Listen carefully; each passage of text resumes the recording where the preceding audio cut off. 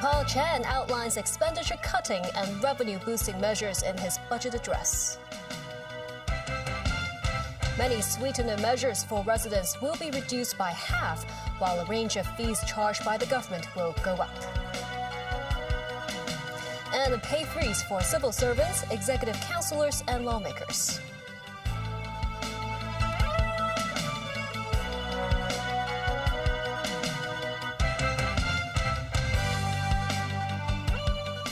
Good evening and thank you for joining us.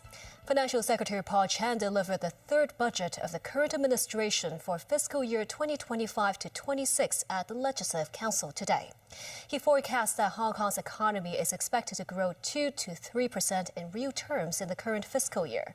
To rein in the multi-billion-dollar high fiscal deficit and mitigate headwinds arisen from global economic uncertainty and a weak property market, he says the government is looking set to restore fiscal balances with a reinforced version of the fiscal consolidation program. And that will include a cumulative reduction of government recurrent expenditure by 7% from now through fiscal year 2027 to 28. His financial blueprint also revealed that with a deficit of $87 billion this year, fiscal reserves will go down to $647 billion. To trim expenses, there will be adjustments to the $2 public transport concessionary fare scheme for the elderly. They include a limit of 240 discounted rides per month and an 80% discount to journeys that cost more than $10. The air passenger departure tax and some government fees will go up. And apart from a pay freeze among civil servants, about 10,000 government posts will be axed within 2 years. Financial Secretary Paul Chan announced multiple support measures in the new budget. Most sweetener measures for residents have been reduced by half because of the financial deficit. Mumonsing Singhai reports.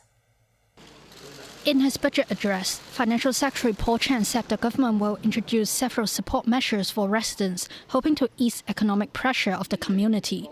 But sweetener measures will be reduced compared to the previous year.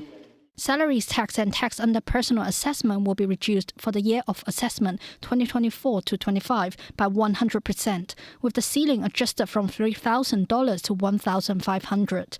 Authorities said the measure will benefit 2.14 million taxpayers, while government revenue will drop by $2.9 billion. Profits tax will also be reduced by half. The new cap in the reduction is set at $1,500. This measure will lead to a drop in government revenue by $200 million and benefit 165,400 businesses. Similarly, rates concession for domestic and non-domestic property for the first quarter of 2025 to 26. These will be capped at $500 for each rateable property. Last year, the cap was set at $1,000. Some sweeteners will stay unchanged. An additional half-month payment will be offered to eligible groups, including old age allowance and disability allowance. Other benefits, such as cash vouchers and electricity subsidies, are removed from the sweetener list this year. This resident said he was not expecting much from the budget. The $1,500 cap, I don't think it will help much, and people will not be happy because of that, he said. I think the $500 ceiling will not do much. The government may as well just not provide that, this man said. In terms of concessions and supports or tax reductions, probably the general public would know or might consider it's never enough. Having said that, it's really critical and essential to strike a balance between the healthiness of our fiscal revenue versus the livelihood as well as the competitiveness of the Hong Kong economy. Paul Chan says he hopes residents from the middle class can appreciate that the government has tried its best to provide support measures despite the challenging economic situation. Mumonsing Singhai, TVB News. The finance chief said the $2 public transport concessionary fare scheme for elderly residents will remain in place, but with a number of restrictions. They include retaining the special fare only for trips that cost below $10, while an 80% discount will be applied for trips with fares above that amount. The measure is predicted to be implemented in September next year. Timothy Lee tells us more. Hong Kong's elderly community has been taking advantage of the $2 public transport concessionary fare scheme for over a decade, with the measure costing the government $6 billion a year. Having earlier reviewed the scheme's burden on government coffers, authorities are introducing some adjustments. They include capping the subsidy at 240 trips per month, or around 8 trips per day, while the $2 fare scheme will only apply to trips that cost up to $10. Trips that cost higher would see an 80% discount. This, as Financial Secretary Paul Chan stressed the adjustments retain the original purpose of the scheme. But what do residents think of such restrictions? No, it is reasonable, not so heavy cost. It's okay. I'm very comfortable with it, so I don't know about other people. I mean, when it comes to elderly, I think that it should not be removed. It should still stay. I don't think $10 is enough amount to revoke the $2, which is subsidy. Probably a little bit too far. So, but I understand the government has a deficit and needs to cover it. But I presume there are other ways that they're trying to cover it, not just this. Some residents said while they agree the government should take measures to tackle the fiscal deficit, authorities should not penalize the elderly population with a fare adjustment to its current extent, adding that many senior citizens are already struggling financially. Timothy Lee, TVB News.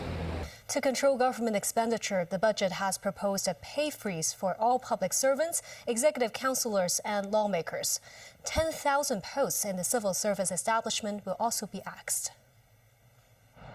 Every year, salaries for civil servants account for a quarter of government expenditure, amounting to $156.2 billion in the previous fiscal year. Financial Secretary Paul Chan announced that the executive authorities, the legislature, the judiciary, and members of the district councils will face a pay freeze for the next fiscal year. The freeze will encompass the chief executive, principal officials, and all civil servants. Regardless of increasing revenue or cutting expenditure, the impact on the general public should be minimized.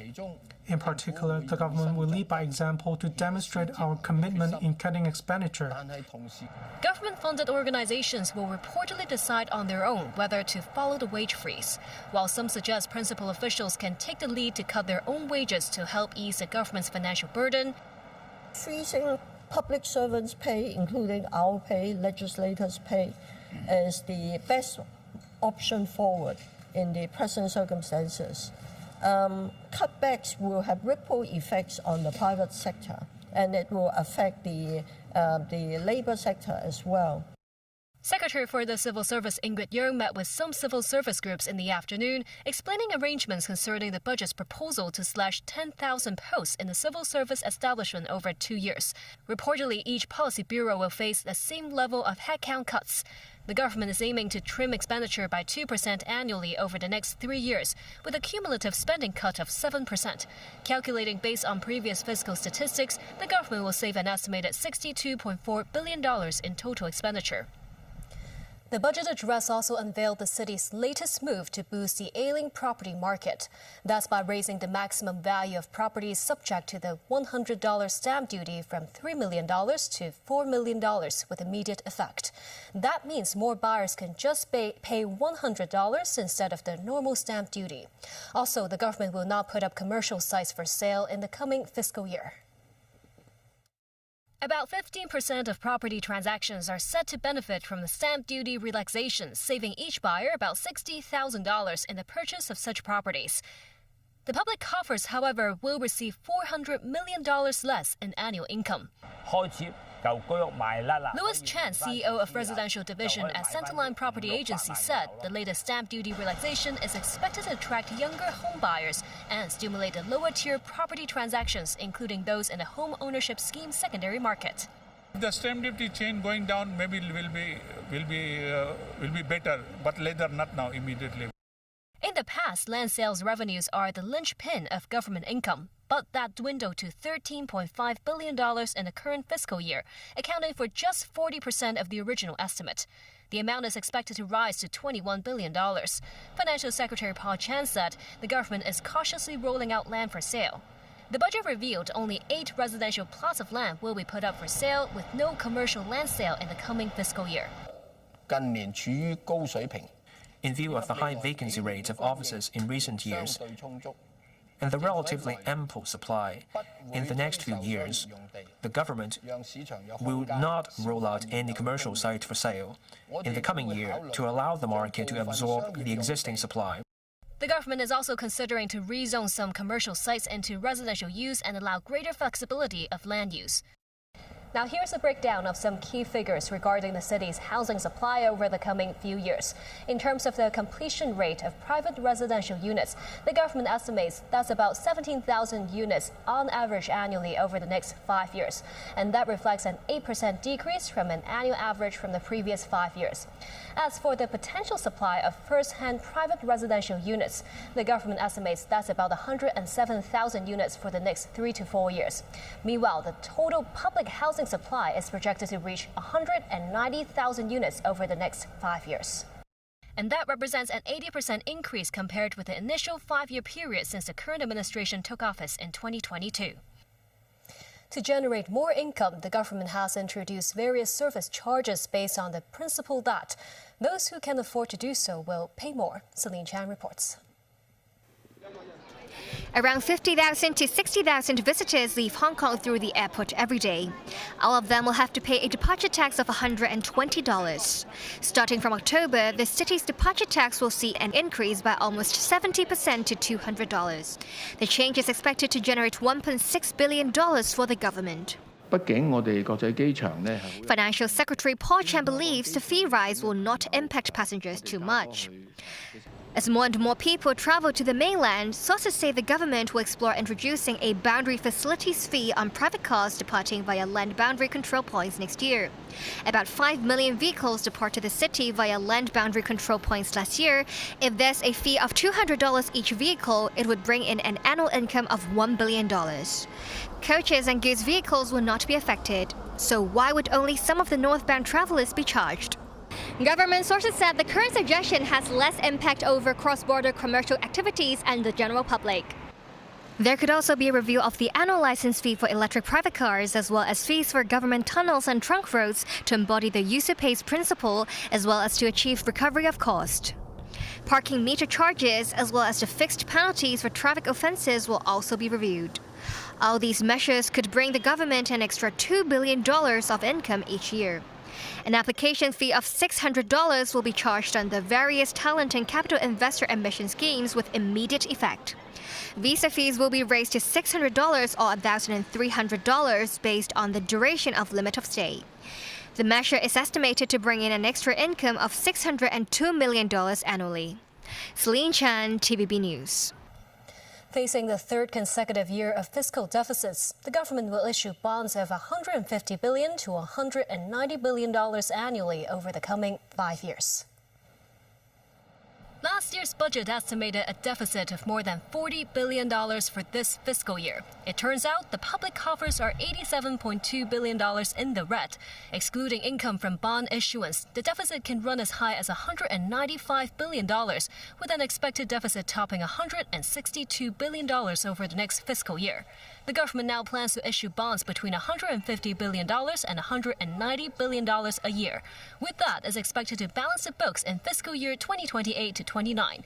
However, part of the proceeds from the bond issuance are for repaying earlier debts, with annual repayments of more than $100 billion starting from 2027 to 28. Financial Secretary Paul Chan says some debts are being invested in infrastructure projects, including the Northern Metropolis, which will see a return of income in the future. He added the debts take up about 12 to 16% of Hong Kong's GDP, which is at a stable, manageable, and much lower level than that of most economies globally. Paul Chan knows that he's not cooking an instant noodle, so nothing can be resolved overnight. It will take time. And I think he is quite confident in resolving the situation in a year or two, maybe a little bit longer. The government will explore regulating basketball betting activities and will invite the Hong Kong Jockey Club to submit a plan. Basketball betting may be legalized in the city. In the budget, the government said turnover in illegal basketball betting reached $70 billion to $90 billion last year. To tackle illegal betting, authorities will explore ways to regulate activities. The Hong Kong Jockey Club says they support the move and are drawing up a detailed proposal.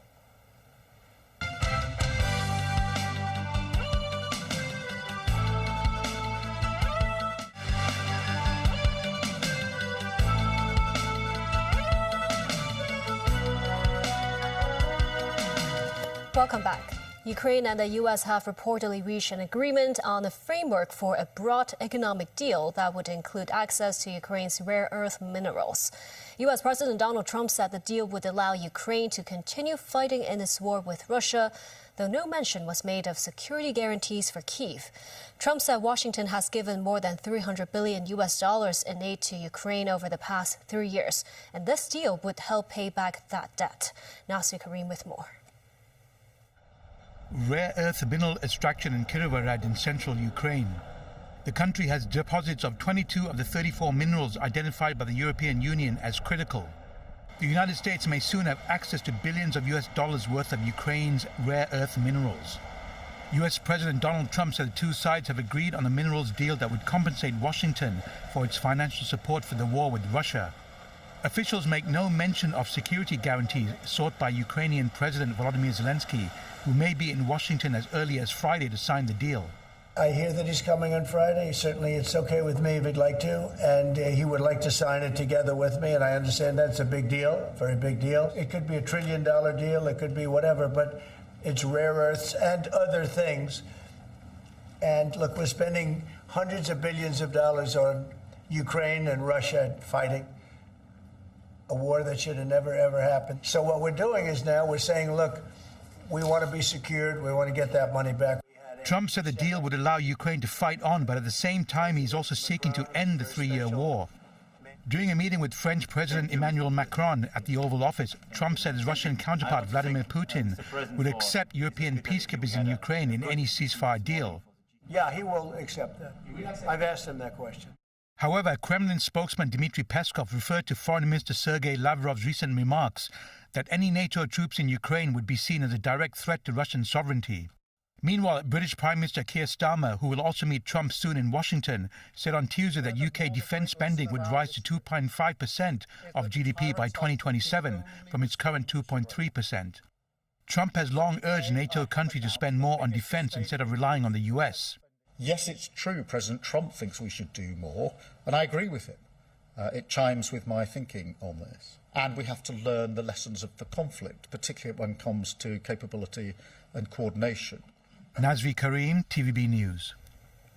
Donald Trump wants to give gold cards to wealthy immigrants, offering to sell them the possibility of citizenship for $5 million. Trump said he expects companies will pay to bring educated workers into the U.S. with gold cards and sell up to 1 million cards. Commerce Secretary Howard Lutnick suggested the program would begin in 2 weeks and replace the existing EB-5 Immigrant Investor Program, which Trump has criticized. Lutnick said the immigrants will be vetted and help to reduce the budget deficit. The president said the card will be a path to citizenship, but people would not be buying access to citizenship. We're going to be selling a gold card. You have a green card, this is a gold card.